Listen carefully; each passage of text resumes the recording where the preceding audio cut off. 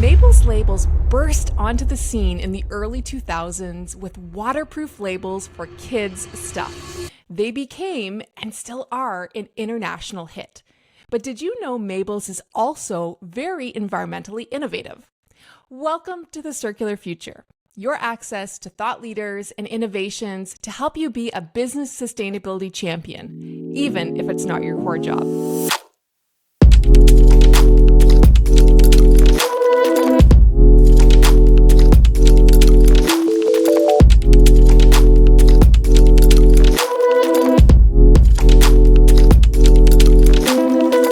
I'm your host, Stephanie McLarty, Head of Sustainability at Quantum Lifecycle Partners, your trusted partner in electronics circularity.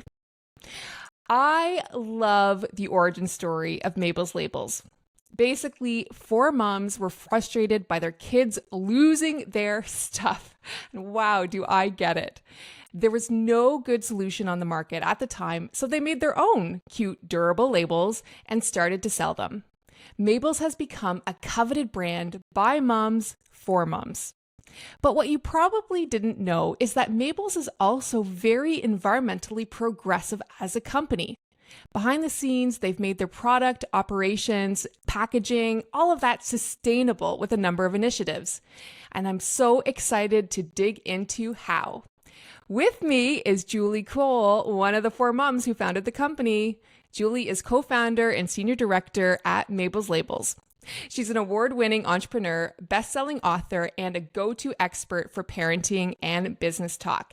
And I'm lucky to call her a friend as well. Welcome to the podcast, Julie. Oh, Stephanie, so good to be here. I'm so glad we were able to connect. Yay! And I'm so glad to tell this story because I have a feeling it probably doesn't get told very often around sustainability. But first, let's peek into your world and talk about what would be 3 things that the world wouldn't necessarily know about Mabel's Labels. Well, that's a really good question. So there's probably lots of things, but yes, you're right. We have been around a while. We just had our 22nd birthday. Wow. And yes, we did start for a couple of reasons. One, as you mentioned, we were innovative moms who noticed a product missing from the market, so we filled that gap. And the second reason has to do with the fact that, we're moms. And for me specifically, I actually have 6 kids, as you know, but your listeners don't. And I'm a recovered lawyer. My eldest child at the age of 3 was diagnosed with autism, and I really felt I wanted to leave the traditional workforce. So I needed a little more flexibility, and that's what entrepreneurship offered. So that's when we said, let's go with Mabel's Labels. And a fun fact there, too, is that I started it with my sister. We first started making labels in her basement in Hamilton, Ontario, and then also with 2 of our friends from university who went on to marry my brother, and I have a young uncle. So we were all friends and family from the start, way back in the basement. And a lot of people assume that our labels are made overseas, but they were made in our facility, our production facility right here. I'm in the building right now at Mabel's headquarters in Hamilton, Ontario, and we also have a production facility in California. That is so cool. And that speaks to itself. Like buying local, you're actually buying here in the greater Toronto area, and then in California if you're in the States. Right. Love that. And it's great because then we can supply to our market is split really between Canada and the US. So it allows us to make our labels in the place that makes sense. That's cool. So we're going to talk today about the sustainability elements of Mabel's Labels. And I want to first start talking about the fact that your product is an enabler for sustainability in itself, because it helps kids to lose less stuff and families to lose less stuff, right? Absolutely. I mean, at the very core of our products, it's about keeping things out of the lost and found, or if they land in the lost and found, they make their way back to their little human so that they don't end up in landfill. So we find that kids, they really have a lot more stewardship over their belongings. They take better care of their belongings when it's labeled. So parents know they're sending these lunch boxes, they're sending these containers, snacks containers, these, ridiculous water cups that cost a fortune. And these are making their way home because of Mabel's Labels, and they're not ending up in landfill. And it's why schools, daycares, camps absolutely love us from the perspective of they're having less waste, and parents love it because from their perspective, the items they're spending a lot of money on are coming home and they're not having to replace them, and Mother Earth loves it because we're keeping ourselves out of our landfill. So that is that is the core of our product. But another kind of interesting thing too, and this is about when you start a company, and you know about this, Stephanie, too, is that when you have the unique experience when you start a company to bring to it the things that are important to you. So for us, that was a lot of things. Like one was about flexibility, because that's what we as young moms wanted. And we knew that we could be highly productive at very strange times and in very strange places. So we knew that we wanted a culture that supported that. We also cared about sustainability. We cared about the earth. We care about teaching that to our children. And so by bringing that core value also to the company, it's easier for it to become a part of your company culture. Yeah, I totally agree. I remember when I started Refficient, we became a certified B Corp, a benefit corp, for that very thing. Like, this is what I want to create. This is it's important to me. And when you run your own company, you have that within your control. So that makes so much sense. And having that certification is no easy feat. Oh, yes. Right? You know. Yeah. It's a Yeah, so then it just becomes a part of your culture. And of course, you're going to have people in the business who are sort of the champions. With you at Quantum, Stephanie, you're leading the charge in that. Here, it's not me, it's Marianne, who's our production and operations manager. And thankfully, because she's the one who's touching the product all the time, and she is a total nerd, but I'm going to do my best sharing what I know about what we're doing. But I do think that a really important piece of this is making it part of your company culture. So it touches so many points, not just your product, but what you're doing, in as far as education, what you're doing in your own building and all of that, so that it all ties in together. Yeah. And just to that point, before we move on, one of Quantum's core values, one of our stakeholders, is the planet. So we think about the planet in all that we do, and that's such an important signpost of our journey. I love that. And for us, one of our core values is we're all a part of something bigger. So for us, that applies to, we're a part of our bigger outside community. That's why we have a park that we've adopted that we take care of. That's why we do, other volunteerism and things like that. And that's why we're all a part of something bigger. We're all part of the earth. I feel like we're all here. We could nerd out on this stuff all day long. Oh my God, we really could. Yeah. Can you, before we move on, this is the second time I've said that, can you just share what your impact has been in terms of your labels themselves, either like since you started, or like how many basically things are you preventing from being lost and ending up in the lost and found every year? Oh gosh, I would need to, I couldn't tell you an exact number, but I will tell you, we obviously, through our sales, we know that we are reaching, and we are a very loved product and brand all over the world. In Canada and the US, we've sold in 100 different countries. There are millions and millions of Mabels labels out there, and we get user-generated content sent to us all the time about, you're not going to believe what made its way home. We'll have somebody send us a picture of a label that's been on a pair of goggles that was in the lake for 10 years, and then they find them and they send a picture and send it to us. It is a riot. It is a riot what we see come back and what people send us. So it's just been such a fun journey. Oh, that's so cool. Okay, let's start by talking about your recycling program and some of the sustainability wins you've had. And I know for most companies, you start off with recycling cardboard, the easy stuff, but I know Mabel's actually does a lot more than that now. Yeah, we did start off with just cardboard, but then we're like, okay, we've got to do better than this. So it started with, the Nerd Green Crew, Marianne, really doing a big research project and looking at companies around our location that had the capability and were able to recycle more products. And so after doing that research product, we were able to align with a company that had a more comprehensive recycling program, and we aligned with them and we hired them, and now we work. That's the company that we chose. And you know what? For us, even if things are a little bit more expensive or they're, this is just something, again, aligns with our core values, and we want to make sure that we're recycling as much as we possibly can.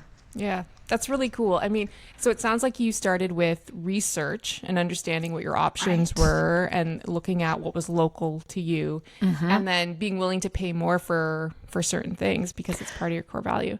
For sure. And I think also like that comes to, we're thinking about like what kind of things do we want to bring into this building, right?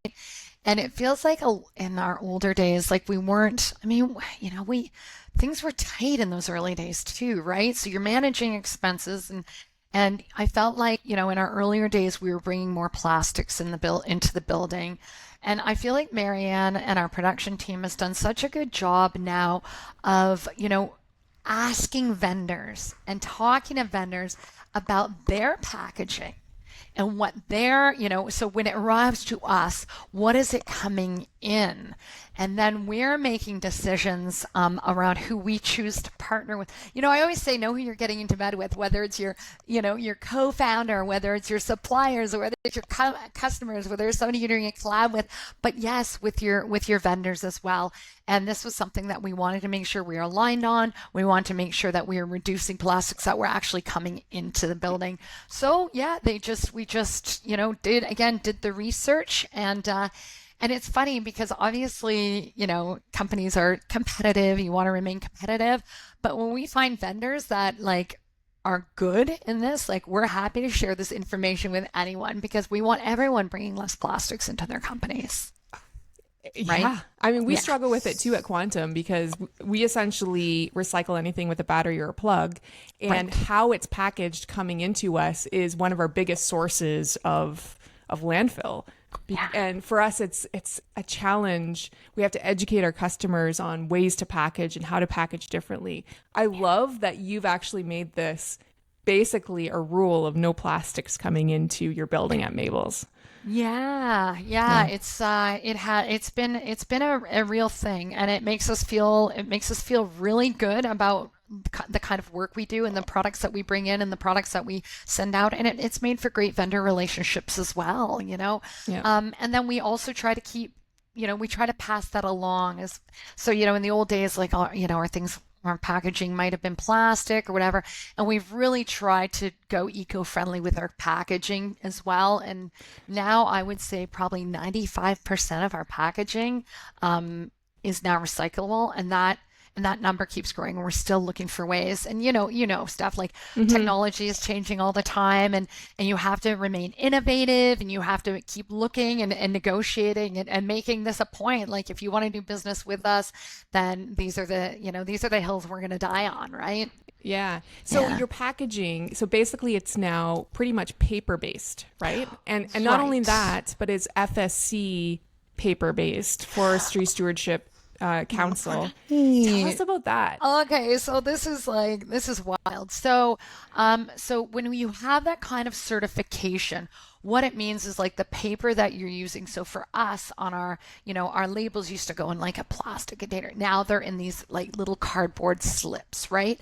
And because we have this sort of standard, it means that we're getting our paper, like we're getting paper that is certified and it's responsibly sourced. So the way in which these trees are growing, the way these companies are, running their businesses are in ways that we approve of and get the certification. So we make sure that we are using that FSC. It is FSC certification. That's awesome. And was this something that really came in as a request by your customers? Do they care about this, or this is something that you just wanted to do as a company? It's I'm going to say it's both. And I think that's a really important question because people say, oh, well, it costs more to do things like that. But I can tell you, if you know your market and we know our market, and our market is moms, parents, mostly moms. Moms are making the business decisions. And all the research is showing us that parents are going to make their purchasing decisions based on what companies are doing from an eco standpoint. Are they considering the environment? What are they doing for social change? Where are their core values? So, yeah, it might be a little bit more expensive, but it's getting you customers and it's keeping you customers because it is an important value. People are they're voting with their pocketbooks, right? And as we see with moms, especially the next generation of moms, this is going to be a very important thing, especially it's children's products. People want to leave the environment in a good place for their kids. We are a kids product with moms making purchasing decisions. So absolutely, at the end of the day, this stuff matters not only to the environment and to us, but to our bottom line. Yeah, absolutely. It's good business. Your moms are essentially, I would imagine now, like the younger Gen X. You got it. Like, yeah, the younger Gen X generation, millennials, Gen Y, all of this cohort that was brought up with, we need to do something for the planet. So that's right. And I feel like it all started kind of when I remember finding me and my friends founded the first environmental club in my high school. So that was late 80s. So all of a sudden it was suddenly we're kind of paying attention. And then, from there on, it's just gotten stronger and stronger. And again, parents and how they're making the purchasing decisions, this matters. Awesome. Now, I wanted to ask you about one of your big challenges that I know you faced at Mabels in terms of your being environmentally progressive, and that was around your liner material when there was no standard recycling option for that. How did you take on that challenge? What have you done? So that was a challenge. We had this product. I won't say too much about what it is, of course, corporate secrets, but we had this one product that was part of our production process, and we couldn't recycle it. We were like, what are we going to do with this? Because we don't it was so frustrating. And we did things like, we tried to find ways to use it. We were able to donate some to daycare because they were able to use it for crafts and that sort of thing. But it was being a problem. So eventually we found a way to repurpose that. And it's for cellulose insulation used in walls, in attics, in ceilings. So now we're able to divert, it was the trickiest part of our process. And now we're able to divert that product into home insulation and work with companies to do that. So, I think it's 16,000 pounds of this material now a year will be going into insulation. And that's a real nod to our production team and facility. And, they got really scrappy and thought outside the box and were really innovative about finding a solution to that and made it a priority. And it's a real pride point for all of us here at Mabels. Okay. So yeah, I'm hearing thinking outside the box and being innovative. I'm hearing talking to people, doing your research, finding solutions. And as you pointed out earlier, things are changing. So what might not have been a solution a year ago may be a solution today. So that's really cool. And congratulations. That's something to be really proud of. And the last thing I wanted to ask you about was your building, because I know you're in an old building in Hamilton and you've gone through this major upgrade. Yeah. And tell us about that. Okay, so we are in a really old building, and it's so interesting because when we first took it over, I think it was 2007. Oh, Steph, when we walked through here, it actually had been an old hat factory. Oh. And it had been abandoned for years. There were so many mice, and we definitely have ghosts, all of that. But we have refurbished. Obviously, we had to make it so that humans could come in and not just hang out with mice all day. So we actually most recently did a huge renovation in both our production facility and in our Mabels headquarters. And we had a lot of these green initiatives in mind through that process. And, things like, better insulation, right? Make it so that, the heat stays in and the cold stays out and vice versa, depending on what crazy Canadian weather we're getting, and we redid all of our windows. We put in, censored LED lights. So, the lights will go off if there's no movement. So just really trying to find like energy efficient solutions, and even like machines as our as our tech keeps innovating as far as how we make our labels, we're also looking for machines that are more energy efficient. So, thinking about that, and I think that was a really important message. By taking that on board, that's a really important message also to our entire staff team, that this is a priority in not only what we bring in, what we put out, but how we live here too. Yeah. The thing that really strikes me with everything that you've done, from your recycling to your packaging to your building, is if there is a will, there is a way.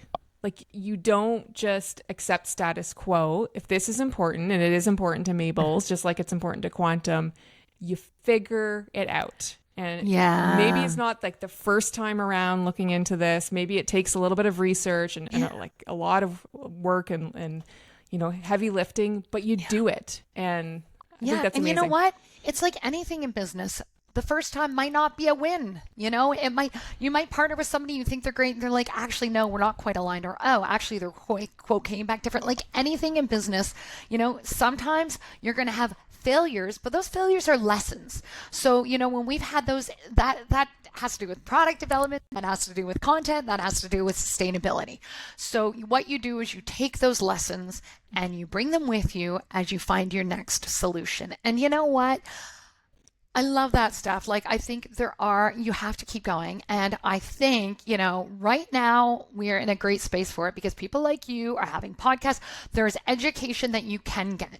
There are people out there. You can look up resources. I mean, I feel like when we started 22 years ago at Mabels Labels, there was no social media. There were no podcasts. There was none of that. You remember, Steph, those days where like you only saw somebody at a live networking event, and those could be really, really lonely times. But now, you can access so many resources, so much expertise. So even if you don't have it, you can find it. Yeah. If there's a will, there's a way, and there's really like no excuse. Another way to put it. Steph's not taking anybody's excuses. You got that? Yeah. I love that. Okay, let me just ask you one how-to question in our how-to section, and that is, what I've heard too is really you work so well together as a team, like you work cross-functionally well together.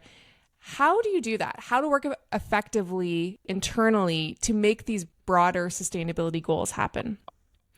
So I'm going to go back there to talk about the core values. And, some companies have their core values hanging on a wall somewhere and it says, whatever, be kind. I don't know what they say.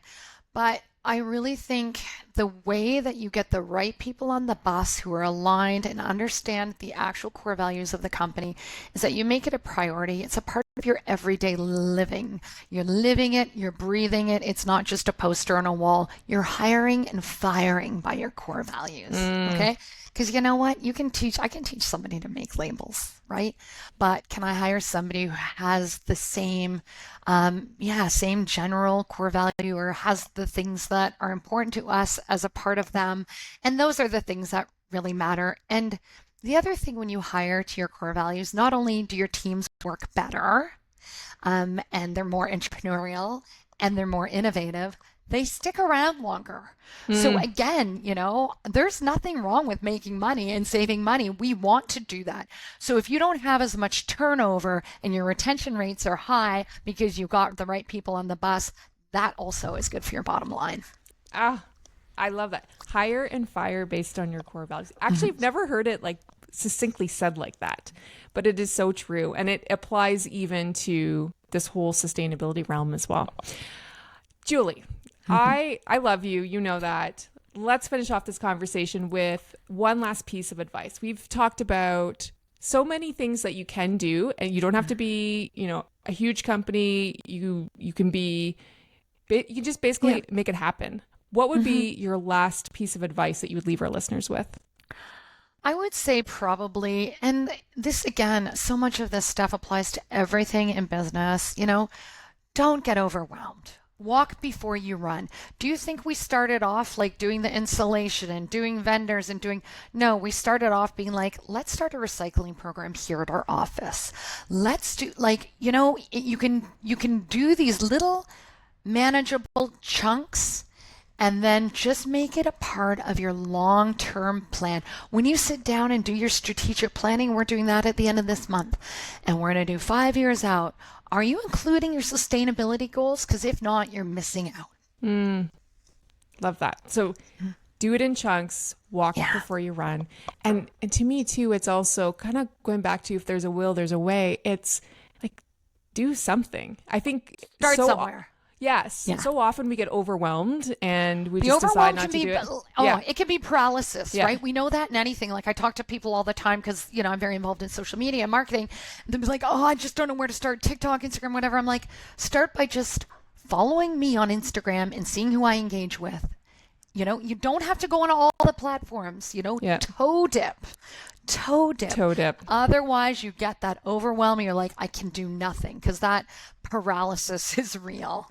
It absolutely is real. Yeah. And when I reflect back on what we've done at Quantum for sustainability, where we were before and what we've done in the last 3 years, like it's almost like night and day in the last 3 years. So, but that also shouldn't intimidate anybody from getting started too, because we're all at different journeys. Steph. You started somewhere. Yeah. You're not 3 years later, it looks a lot different than it did day one of Steph's job, right? Yeah, totally. Julie, thank you so much. Thank you for being candid. Thank you for sharing your story. And I particularly love that I feel like we've uncovered this little nugget about Mabels Labels that probably isn't well known about what you've done. You should be very proud of everything you've done at Mabels. You know what, Stephanie? I'm so honored and so happy that you gave me a platform to talk about it, because you know me, I'm always talking in the parenting space. I'm talking about entrepreneurship. I never just get to talk about the great work we're doing from a sustainability standpoint. So thank you. You are welcome. Anytime, you're welcome back. And remember, if you are looking for a partner in electronics reuse and recycling, we'd love to chat. Head on over to quantumlifecycle.com and contact us. This is a Quantum Lifecycle podcast, and the producer is Sanjay Trivedi. Thank you for being a circular future champion in your company and beyond. Logging off.